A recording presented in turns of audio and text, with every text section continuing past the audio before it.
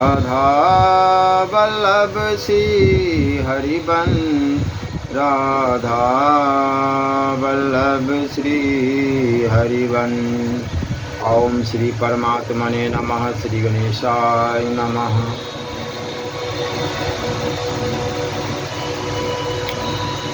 सभी मृत्यु के मुख में जा रहे हैं। जो इस संसार को सच्चा संसार मान के प्रभु से बेमुख हो रहे हैं। नेवले ने सर्प को पकड़ रखा है, सर्प ने मेढक को पकड़ रखा है, और मेढक ने मक्खियों के आखेट में मग्न है। एक रूपक है। यह सारा संसार मृत्यु के मुख में पड़ा है। मृत्यु ने पकड़ रखा है, केवल निगल जाने की देरी है। किसी क्षण वह निगल लेगी। प्रतिदिन लोग हम सबके सामने मरते हैं। हम स्वयं किसी क्षण मर सकते हैं। मृत्यु के मुख में पड़ा हुआ भी यह मनुष्य दूसरों को सताना, दूसरों को पीड़ा देना, दूसरों का स्वतत्व हरण करना, दूसरों को मारना छोड़ता नहीं। स्वार्थ से परमत मनुष्य सर्वथा विवेक शून्य चेष्टा है। उसकी छल कपट हिंसा चोरी झूठ ठगी से प्राप्त धन क्या काम आएगा? यह धन क्या सुख देंगे? ये भोग बड़े छोटों को सबल, निर्बलों को धनी, निर्धनों को सताने, धमकाने, ठगने, चूसने में लगे हैं। मनुष्य मनुष्य का शत्रु बना घूम रहा है। किस लिए? उसका वैभव, उसका उपार्जन, उसके स्वजन।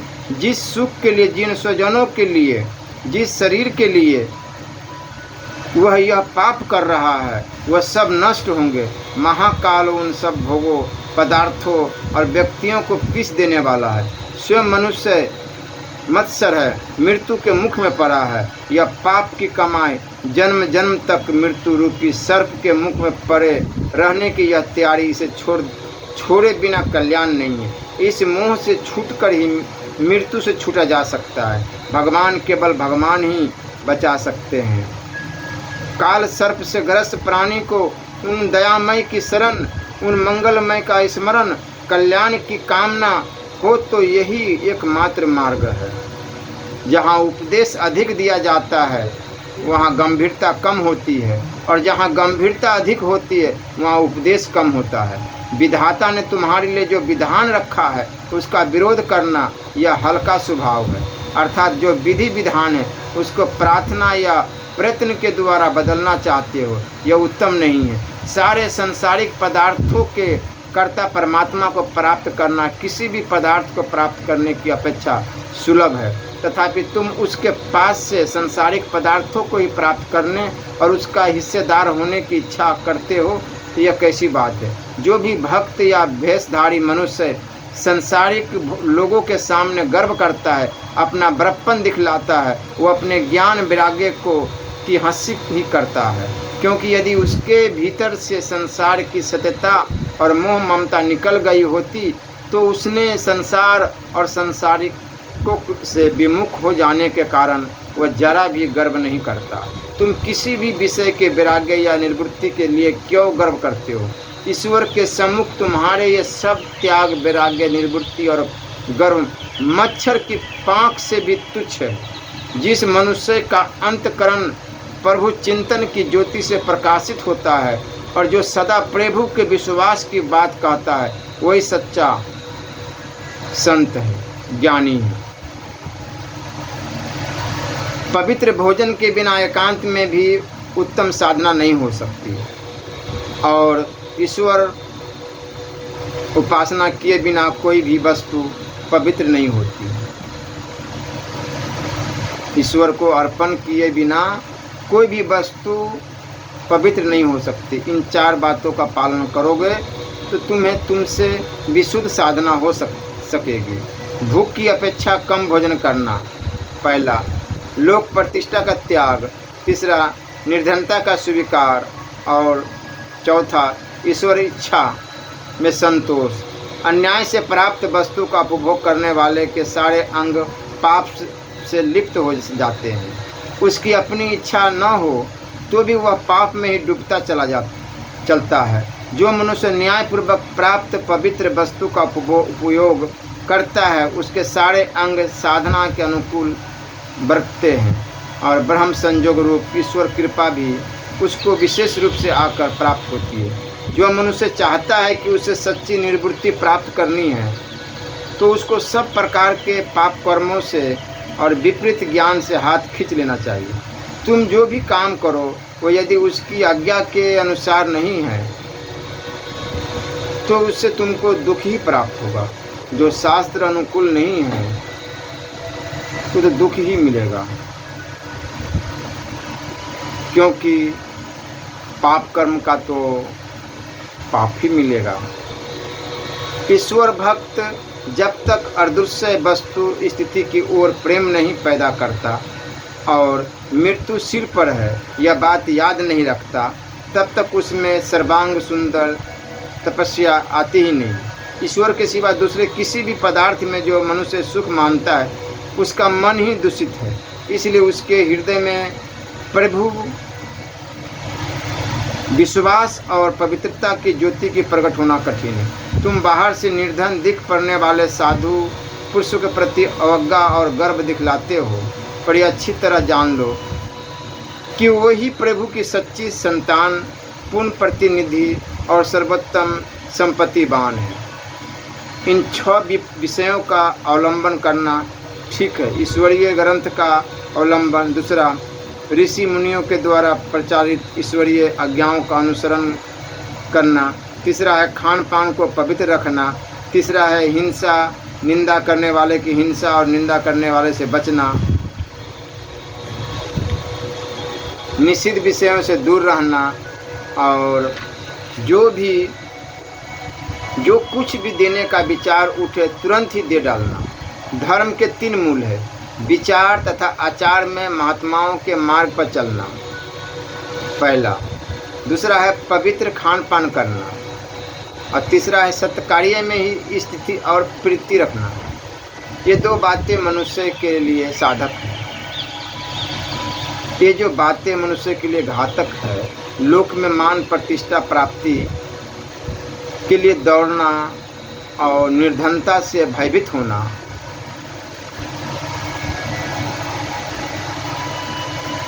बात समझ रहे हैं? ये 2 बातें बहुत ही घातक बताया गया है कि लोक में मान प्रतिष्ठा प्राप्ति के लिए दौड़ना और निर्धनता से भयभीत होना। इस जगत में प्रभु के समान कोई भी सच्चा सहायक नहीं और प्रभु प्रेरित महापुरुष के समान कोई सन्मार्गदर्शक नहीं।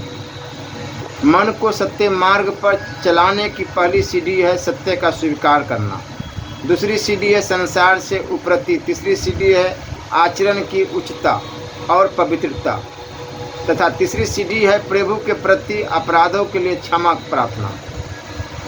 जो पुरुष मन की मलिनता से मुक्त और सदाचारशील है, ईश्वर के सानिध्य के कारण जिसका माया बंधन छिन्न भिन्न हो गया है और जिसकी दृष्टि में धूल और स्वर्ण एक समान है, वही सच्चा महात्मा है और सच्चा मानव कहलाने लायक है। अल्पाहार में दिव्य शांति में और लोक संसर्ग के त्याग में साधुता रहती है।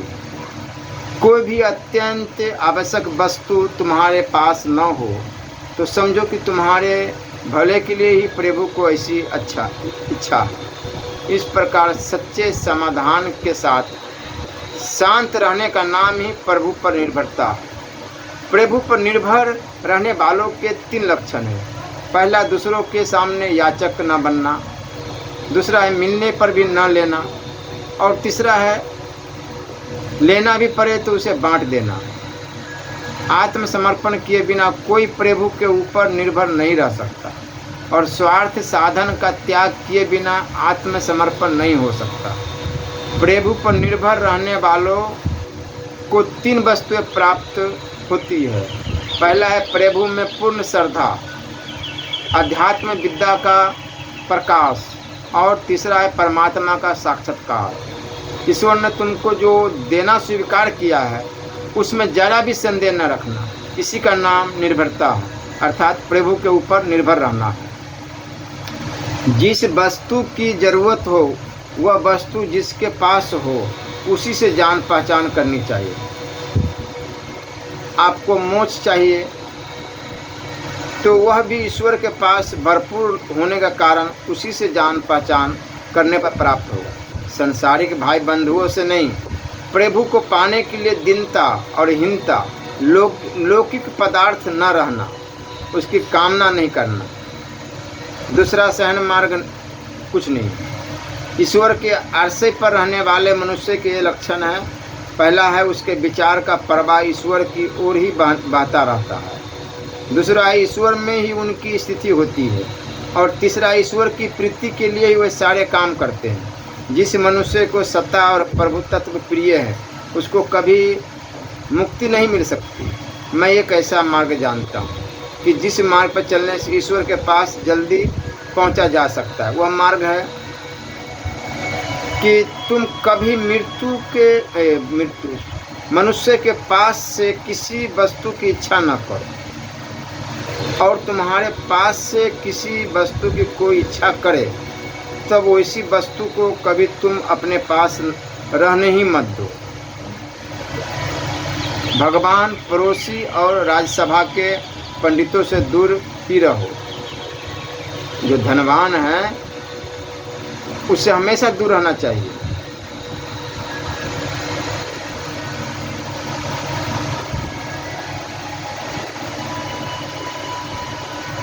प्राण बचा सके इतना अन्न, प्यास बुझे इतना जल, लज्जा निवारण हो इतना वस्त्र, रहने जितना घर, उपयोगी हो इतना ज्ञान, अपने दोषों को न देखने और न सुधारने का ही नाम धर्मांत धता है।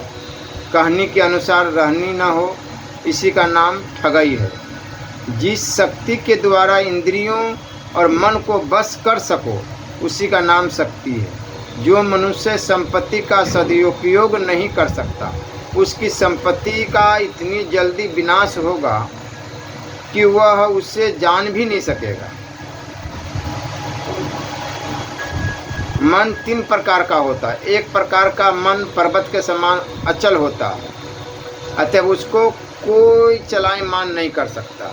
और दूसरे प्रकार का मन वृक्ष जैसा होता है, अतः उसको ब्रह्म संयोग रूपी वायु बराबर संचालित करती रहती है। तीसरे प्रकार का मन है खर, तिनके के समान होता है, उसको ब्रह्म संयोग रूपी पवन जिधर चाहता है उधर ही उड़ाया करता है। जिस अंतकरण में संसारिक लालसाएं भरी होती है उनमें ये 5 बातें नहीं रह सकती। ईश्वर का भय पहला, दूसरा ईश्वर से आशा, तीसरा ईश्वर के ऊपर प्रेम, चौथा ईश्वर से लज्जा, और ईश्वर के साथ 5वां है ईश्वर के साथ मित्रता। किसी भी मनुष्य के आत्मज्ञान की माप इसी से होती है कि वह ईश्वर के समीप कितना पहुंचा हुआ है। सत्य के लिए जो मनुष्य धैर्य प्राप्त कर सकता है वही आगे बढ़ता है। ईश्वर कहता है कि हे भक्त, जब तेरे मन में मेरा स्मरण मनन अधिक प्रबल होगा तभी मैं तेरे ऊपर आसक्त होऊंगा। तो इसके लिए क्या किया जाए? इसके लिए केवल नाम जप किया जाए। राधा राधा राधा राधा राधा राधा राधा राधा। अभिमानी की अपेक्षा तो जो मनुष्य सीधा साधा पापी होता है वही श्रेष्ठ है, क्योंकि पापी मनुष्य में तो कुछ नम्रता और पाप के स्वीकार की भावना होती ही है अथवा हो सकती है, परंतु मिथ्या अभिमानी तो सदा के लिए पाप की बेड़ियों में बंधा रहकर दुर्गति के घोर अंधकार की ओर ही भुलकता रहता है। जो मनुष्य लोभ के कारण धनिकों का धन या अन्न लेने के लिए हाथ फैलाता है वह कदापि मुक्ति प्राप्त नहीं कर सकता। जो मनुष्य आप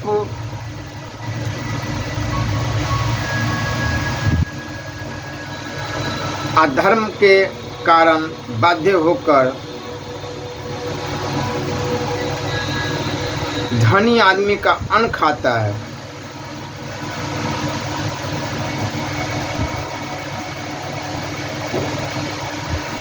उसको भी समझे कि बहुत ही, जो मनुष्य दूसरों के दोषों को देखता और विचारता है उसका अपना जीवन भी दूषित ही हो जाता है। जो मनुष्य अपने श्रोताओं को केवल मौखिक ज्ञान से ही ईश्वर प्राप्ति का मार्ग दिखाता वह तो उनको दुर्दशा में ही डालता है, और जो मनुष्य अपने उत्तम आचरण द्वारा ईश्वरीय मार्ग दिखला सकता है वही सुंदर स्थिति को प्राप्त कर सकता है और करवाता है। जिसने अपने जीवन में धर्म नीति का पालन नहीं किया वह किसी को क्या सच्ची उपदेश करेगा, क्या सच्चा उपदेश देगा, क्योंकि सच्चा उपदेश वो खुद नहीं जानता,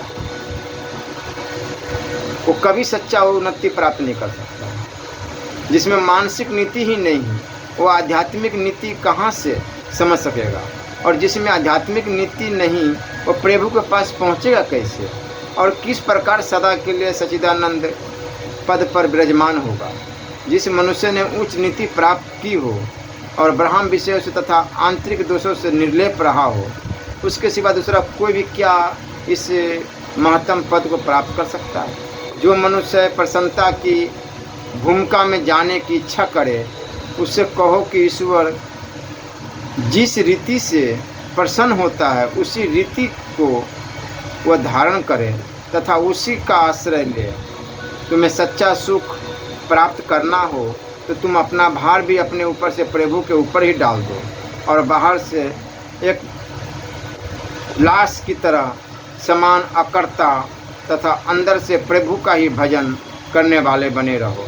जो मनुष्य अपने प्रेम पात्र के ऊपर अपने प्राणों को न्यौछावर नहीं कर सकता और वास्तविक प्रेमी है ही नहीं। साध्य को सिद्ध करने में प्रारब्ध से ही जिसको अनुभवी पुरुष का संयोग नहीं मिला और उच्च गुणों की प्राप्ति के लिए जब तक किसी सिद्ध महात्माओं की सेवा नहीं की गई तब तक ईश्वर के साथ योग होना कठिन है। किंतु हाँ, आप नाम जाप करें, नाम जाप से आपको खुद ही फर्क दिखना चालू हो जाएगा, सारे ज्ञान प्रकट होना शुरू हो जाएंगे और सारे दुर्व्यसन, सारे कलंक, पाप, ताप सब नष्ट होना शुरू हो जाएंगे। संपूर्ण जीवन में एक बार भी जिसने ठीक ठीक ईश्वर की रचना कर ली वह मनुष्य नरक में भले ही जाए, तथापि उसके भीतर एक बार जो ईश्वरीय प्रकाश पड़ा हुआ है उस प्रकाश को वह जब कभी प्रकट करता है या स्मरण आता है तभी वह नरक की आग भी बुझ जाती है और वह नरक स्वर्ग के समान हो जाता है।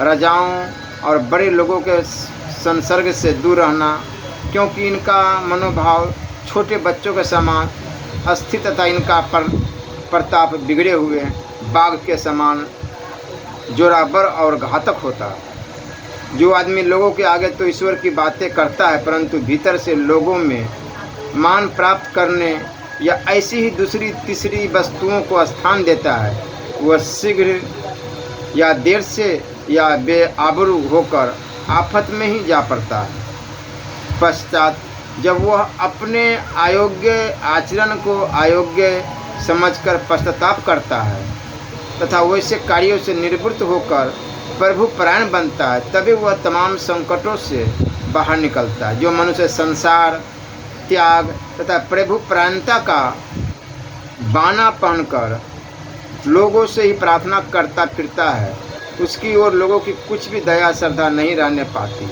और अंत में वह इतना हल्का पड़ जाता है कि उसका जीवन निराशा और कष्ट से भर जाता है और उसके हाथ में केवल अफसोस और अवगुण ही रह जाते हैं। लोगों के आगे अपना दोष स्वीकार करने में जिसको लेस मात्र भी संकोच नहीं होता, इतना ही नहीं बल्कि इसमें जो अपना कल्याण देखता है, अपना सत्कार्य दूसरों के सामने प्रकट करने की इच्छा नहीं करता तथा जो ढूंढ संकल्प वाला है वही सत्यनिष्ठ और सच्चा साधक है। ऐसा काम करो कि प्रभु के प्रति पात्र बनो। संसार का प्रीति पात्र बन जाना तो अधोगति में ही गिराना है यही अंतिम और सारभूत बात है।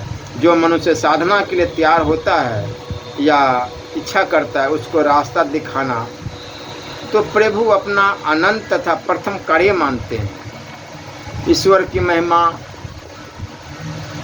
जानने वाले लोग सदा प्रभु कृपा रूपी अमृत सरोवर में मग्न रहते हैं। प्रभु के निर्मलता पवित्रता रूपी सागर में वे बार बार डुबकी मारते हैं और प्रभु प्रेम रूपी अमूल्य मोती चक्षु द्वारा बाहर लाते हैं।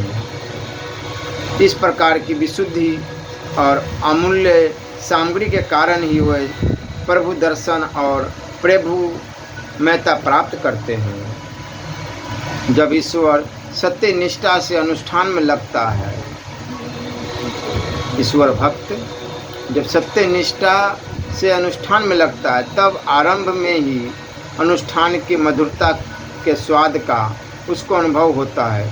चित्त को पवित्र करने जैसा कल्याणकारक साधन दूसरी कोई भी नहीं, क्योंकि वह चित्त ही चिंतामणि जैसे सब पदार्थों को उत्पन्न करने वाली भूमिका है। जिसका विचार और चिंतन पवित्र होता है, उससे अपवित्र क्रिया नहीं हो सकती, बल्कि विशुद्ध क्रियाएं ही होती है।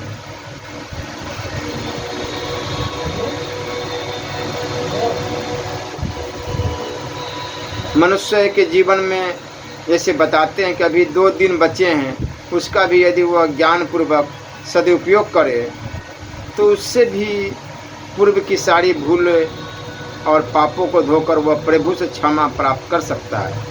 आंतरिक रोग के ये 5 ओषध हैं।